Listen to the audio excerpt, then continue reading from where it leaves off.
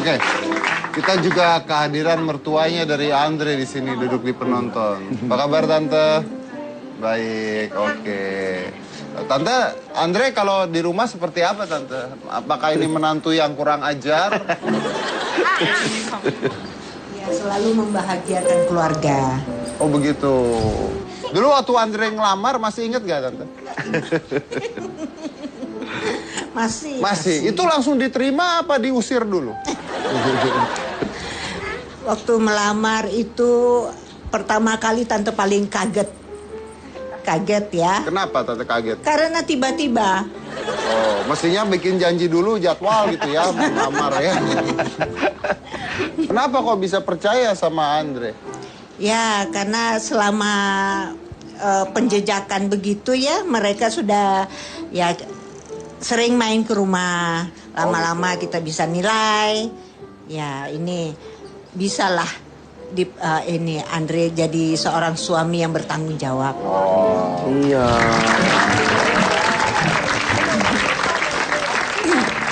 Mi, pulang martabak Mi. Andre ya selalu ya bikin lucu di rumah. Bikin lucu. Belum bikin sedih ya. Belum bikin sedih. Belum ya, belum. Saya ya. Terima kasih Tante. Ya, mari. Terus kalau buat Erin sendiri, suatu saat anak-anak ini jadi besar, boleh nggak mereka jadi entertain juga? Kita nggak larang sih, sesuai keinginan dia aja. Sekarang kita arahin aja dulu. Intinya mau jadi apa juga mau boleh. jadi Ya? apa. Kalau Andre sendiri? Asal yang positif Sama ya. dengan istri saya, kita memberi kebebasan.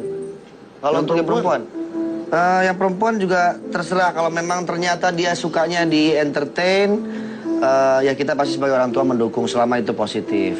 Oke, kita juga punya apa namanya rekaman Andre itu ternyata juga pengoleksi airsoft gun ya katanya. Iya. Bisa dikasih lihat?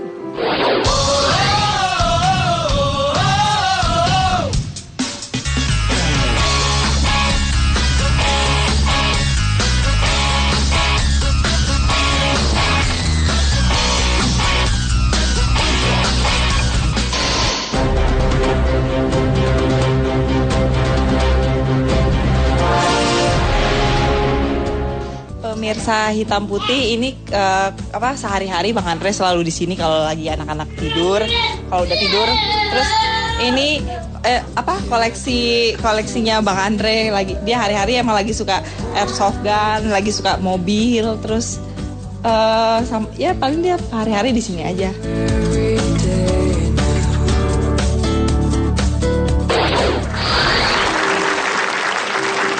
Buat apa itu? Apakah masa kecil kurang bahagia atau memang Anda bermimpi untuk jadi seorang teroris atau gitu? Enggak. Saya senang sama film Megaloman dulu. Apa urusannya Megaloman sama pistol? Enggak, memang saya dari dulu hobi sama jenis-jenis atau model-model pistol-pistol gitu kan. Makanya senang koleksi. Sebenarnya itu kan mainan. Cuman karena desain modelnya itu mirip sama aslinya, jadi saya koleksi aja gitu. Sekarang saya nanya ini pertanyaan yang biasanya gue tanya sih ke semua artis. Kan kita tahu bahwa yang namanya jadi artis ada naik ada turun ya. Iya. Kita tidak mendoakan tapi siapa tahu satu saat semuanya bisa turun. Lu udah siap belum untuk itu, Dre? Insya Allah siap. Apa yang lu lakukan? Plan B lu apa, Dre? Saat ini saya sudah menyiapkan investasi buat anak-anak, terutama tabungan. Tabungan dan juga investasi seperti apa namanya, ya bisnis kecil-kecilan. Bisnis apa itu? Lagi ada niatan bikin kos-kosan. Niatan bikin kos-kosan. Dan udah disiapkan sih, tinggal cari lokasinya aja gitu. Ya untuk tabungan, pokoknya yang sifatnya ini adalah investasi yang bisa nanti dinikmati oleh anak-anak gitu. Oke, jadi udah siap ya untuk itu ya. Terus sampai berapa lama ini kalau lu berpikir bahwa gini, saya tidak tanya sampai berapa lama lu akan terus menjadi komedian atau apa ya, karena pasti selama mungkin orang pasti jawab itu. Tapi pertanyaan gue gini, sampai berapa lama lu berpikir bahwa lu akan tetap eksis di dunia ini? Ini jawaban susah sebetulnya. Betul. Ya nggak? Tapi kita harus punya keyakinan. Usia produktif seseorang itu kan sebenarnya sekitar 40 sampai 45 itu produktif banget. Jadi target gue mungkin sampai di 45 itu gue harus bisa tetap terus fight. 45 ke atas sudah tinggal menikmati aja. Tinggal menikmati. Apa yang membuat senior-senior yang tidak eksis menurut lu? Kan sekarang lu kecimpung di dunia lawak. Banyak pelawak yang akhirnya ketika tua tidak, maaf ya, susah gitu. Ya mungkin kesempatan juga ya, kesempatan untuk bisa tampil di televisi. Dan juga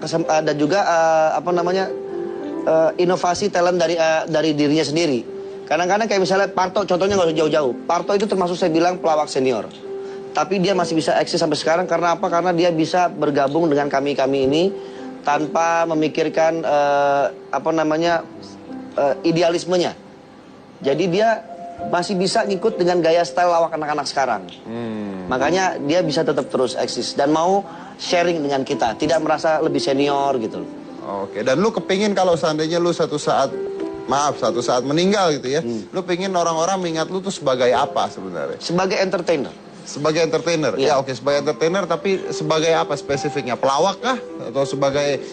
seniman. Sebagai seniman? Seniman. Sebagai seniman? Ya.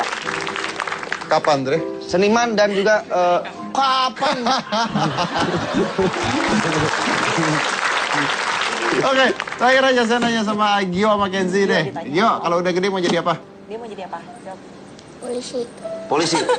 Jadi polisi. Kenzi mau jadi apa? Kenzi mau jadi apa? Polisi. Polisi juga. Jangan dua-duanya polisi dong. Kesian bapaknya. Mau kayak papa nggak? Oh iya, mau kayak papa nggak kalau udah gede? Nggak mau. Maunya jadi polisi. Mau jadi Oh, polisi. polisi. Kalau Kenzi mau kayak papa? Kenapa mau kayak papa? Kenapa Coba joget IWP-nya coba. Coba. Kalau kayak papa mesti bisa dong, coba. Kenzi kan pintar. Coba. Ayo coba Kenzi, Ayo, tuh. IWP. Ya, temenin. Sana dong.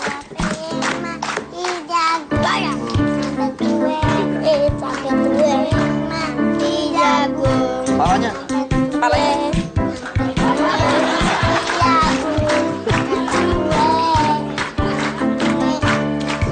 Terus jogetnya gimana? Ini gimana jogetnya? Oke, luar biasa.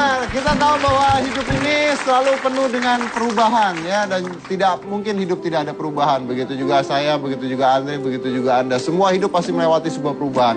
Dan kita tidak bisa menghindar dari perubahan. Yang kita bisa lakukan adalah membuat perubahan itu menjadi lebih baik lagi. Saya Deddy Corbuzier, inilah Hitam Putih. Andre Taulani. Terima kasih. Gimana?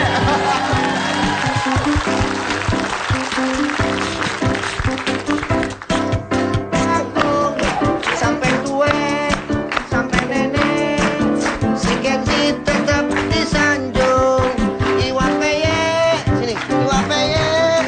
IWPY nasi jagung. Sampai tua, Papa Andre tetap oke. IWPY nasi jagung. Sampai tua, OPJ, OPJ. Ayo, 5.